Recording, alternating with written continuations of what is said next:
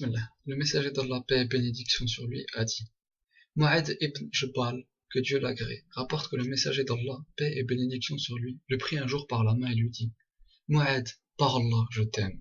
Puis il ajouta: Je te recommande, Mu'adh, de ne pas oublier de dire après chaque prière: Oh Allah, aide-moi à me souvenir de toi, à te remercier et à t'adorer de la meilleure manière. Trois choses accompagnent la mort: sa famille, ses biens et ses œuvres. Deux en reviennent: sa famille et ses biens, et une reste avec lui, ses œuvres. Ce bas monde est la prison du croyant et le paradis du mécréant.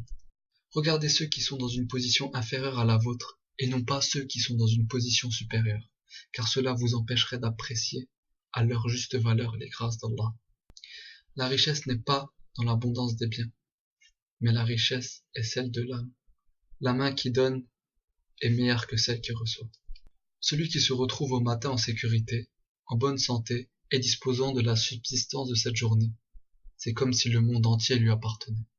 Il n'est permis d'envier que deux catégories d'hommes: celui à qui Allah a donné des biens et à qui il a permis de les dépenser dans les bonnes œuvres, et celui à qui Allah a donné une sagesse par laquelle il juge et qu'il enseigne aux autres.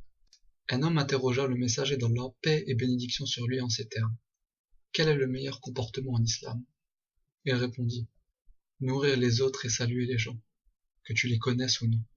Donner l'aumône n'a jamais diminué les biens du donateur, et Allah ne fait qu'augmenter l'honneur de celui qui pardonne aux autres.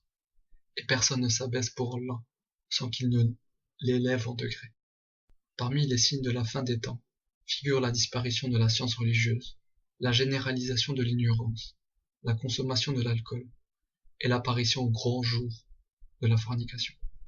Allah a dit: Dépense, ô homme, je t'accorderai de mes faveurs. Prenez garde à l'injustice, car l'injustice ne sera que ténèbres le jour de la résurrection.